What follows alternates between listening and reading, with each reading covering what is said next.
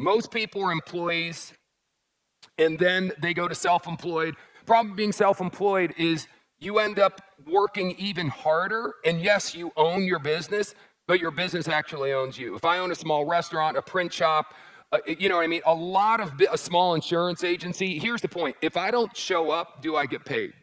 If I didn't work for a month, would I still get paid, or would your business completely crash and burn if you didn't show up? So being self-employed gives you tax benefits. There's a number of things that makes being self-employed better than being an employee, but understand and don't miss that self-employed still includes the word employed. Self-employed, but you're still employed. Now, business owner is where you have other people contributing to your income. It's where a business functions even if you're not there doing it all day, every day. So a lot of you are trying to be like the center of your business. Here's the thing. Can your business function without you? How many would like to be able to take a holiday for an entire month off and do nothing and have your business still keep going? Even just have, if you made $8,000 last month, you still make $8,000 this month, even if you're not there. Does that sound appealing to you? That's never going to happen if you don't start thinking like a B business owner. So again, business is all about systems and it's all about duplication. I'm just giving you a little run through right now. Read this book and you'll get much more. But that last quadrant is what I'm trying to get to, where you're investing. So here's the thing that most people don't understand, and Robert's an expert on this, he's gonna hit this, but I want you to understand. With my kids, I taught this, but now like I'm even more like on it with Sarah's little boys because I realized that I should have been more intense about it with my own kids. Sometimes we learn through mistakes.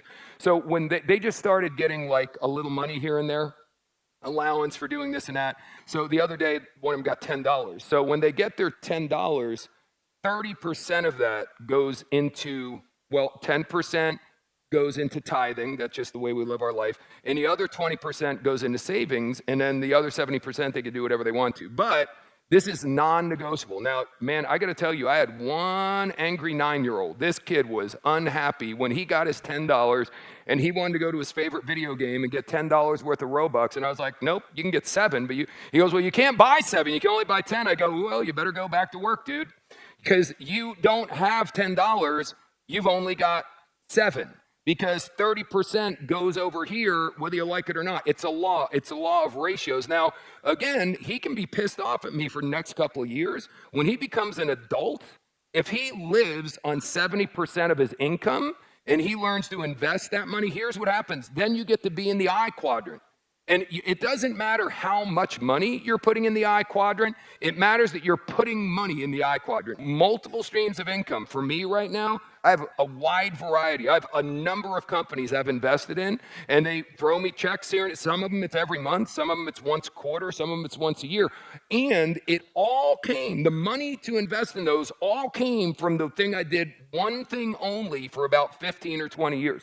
I made enough money and lived by the law of ratios, I'm telling you. And if I wanted to buy something real badass, but the law of ratios said I've only got this 70%, it's not enough to buy the thing I want that's badass, you got to have the discipline to not buy it. You have to have the because I'm telling you, if you don't develop this discipline, and if you don't get into that fourth quadrant, then you'll be working for the rest of your life.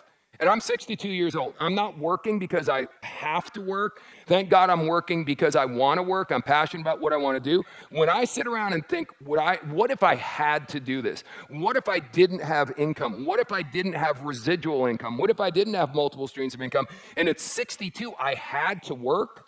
Wow, I wouldn't want to be in that situation. I'm only where I am now because years ago, I learned this stuff and I was disciplined. So again, long story short, 5 more hours a week, either working 5 more hours at your job to get better at it so you get a raise, so you raise your income, 5 hours doing a side hustle, whatever it is, but be very deliberate and intentional with those 5 hours. You don't waste 1 minute of those 5 hours. Those 5 hours, you give it 100% of everything you've got, and then really focus on putting some money aside so you can get into that fourth quadrant. I think again, here's what's going on right now, guys, and I'll leave you and send you to lunch with this thought.